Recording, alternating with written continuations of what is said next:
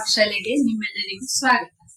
ಇವತ್ತು ಸಿಹಿ ಉಪ್ಪಿನಕಾಯಿ, ಸಿಹಿ ಮಾವಿನಕಾಯಿ ಉಪ್ಪಿನಕಾಯಿ ಮಾಡೋದನ್ನ ತೋರಿಸ್ಕೊಡ್ತೀನಿ ನಿಮ್ಗೆಲ್ಲ.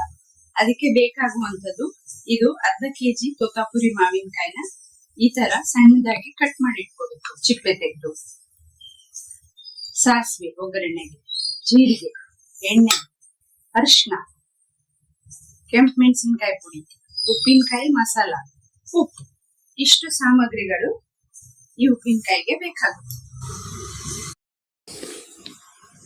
ಇದಕ್ ಮುಂಚೆ ಮಾವಿನಕಾಯಿನ ತುರಿದು ಮಾಡುವ ಮುರಬ್ಬ ತೋರಿಸಿದ್ದೆ. ಈಗ ಈ ತರ ಪೀಸ್ ಪೀಸ್ ಮಾಡಿ ಬೆಲ್ಲದಿಂದ, ಸಕ್ಕರೆಯಿಂದನೂ ಮಾಡಬಹುದು.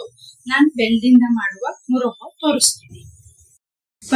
ದಪ್ಪ ತಳ ಪಾತ್ರೆ ಇಟ್ಕೊಂಡು ಗ್ಯಾಸ್ನ ಹಚ್ಕೋಬೇಕು. ತಪ್ಪಲೆ ಬಿಸಿಯಾದ ನಂತರ 2 ಚಮಚ ಎಣ್ಣೆ ಹಾಕೋಬೇಕು. ಅರ್ಧ ಕೆಜಿನೇ ಇದೆ, ಅದಕ್ಕಾಗಿ 2 ಚಮಚ ಹಾಕೋಬೇಕು. ಎಣ್ಣೆ ಚೆನ್ನಾಗಿ ಕಾಯಿಲಿ.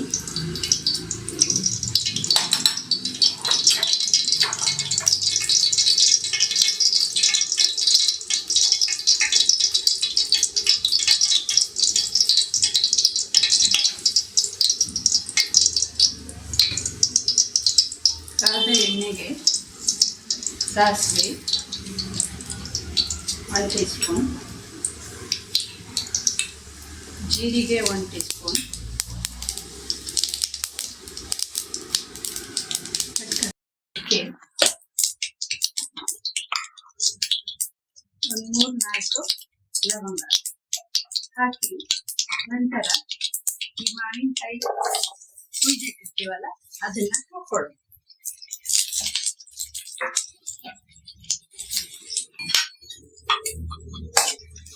ಒಂದು 5 ನಿಮಿಷ ಎಣ್ಣೆಯಲ್ಲಿ ಬಾಡಿಸ್ಕೋಬೇಕು. ಮೀಡಿಯಂ ಉರಿಯಲ್ಲಿ ಇಟ್ಕೊಂಡು ಮಾವಿನಕಾಯಿನ ಬಾಡಿಸ್ಬೇಕು.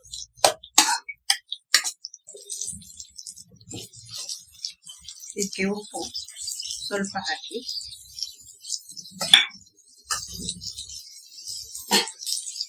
ಮತ್ತೆ ಅರಿಶಿನ ಪುಡಿ,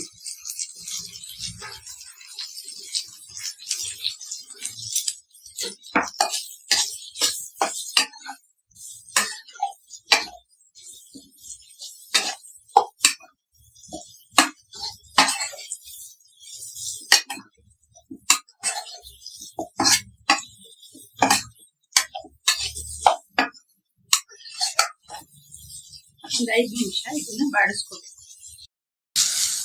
ಎಣ್ಣೆಯಲ್ಲಿ ಸ್ವಲ್ಪ ಬಾಡಿದೆ. ಈಗ ಪುಡಿ ಮಾಡಿರುವ ಅರ್ಧ ಕೆಜಿ ಮಾವಿನಕಾಯಿಗೆ ಅರ್ಧ ಕೆಜಿ ಬೆಲ್ಲ, ಸಕ್ಕರೆಯಲ್ಲೂ ಕೂಡ ಮಾಡಬಹುದು, ನಾನು ಬೆಲ್ಲದಿಂದ ಮಾಡಿದ್ದೀನಿ. ಅದಕ್ಕೆ ಹಾಕಿ 10-15 ನಿಮಿಷ ಚೆನ್ನಾಗಿ ಬೆಲ್ಲ ಎಲ್ಲ ಕರ್ಗೋದ್ರಿಂದ ಚೆನ್ನಾಗಿ ಬಿಡ್ಬೇಕು. ಈಗ ತಣ್ಣಗಾಗಿದೆ. ಇದಕ್ಕೆ 2 ಟೇಬಲ್ ಸ್ಪೂನು ಉಪ್ಪಿನಕಾಯಿ ಮಸಾಲೆ, 1 ಟೇಬಲ್ ಸ್ಪೂನು ಅಚ್ಚ ಖಾರದ ಪುಡಿ, ಮೆಣಸಿನಕಾಯಿ ಪುಡಿ ಹಾಕಿ ಚೆನ್ನಾಗಿ ಮಿಕ್ಸ್ ಮಾಡಿ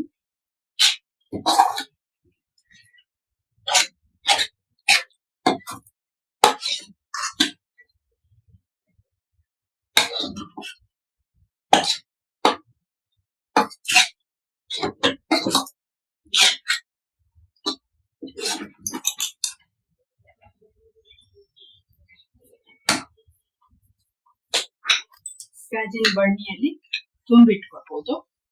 1 ವರ್ಷದ ತನಕ ಕೆಡೋದಿಲ್ಲ.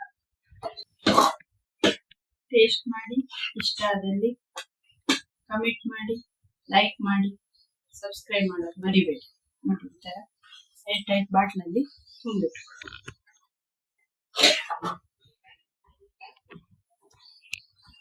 ಫ್ರಿಡ್ಜ್ ಅಲ್ಲಿ ಇಡ್ಬೇಕಂತ ಏನು ಅವಶ್ಯಕತೆ ಇಲ್ಲ, ಹೊರಗಡೆನೆ ಇರುತ್ತೆ.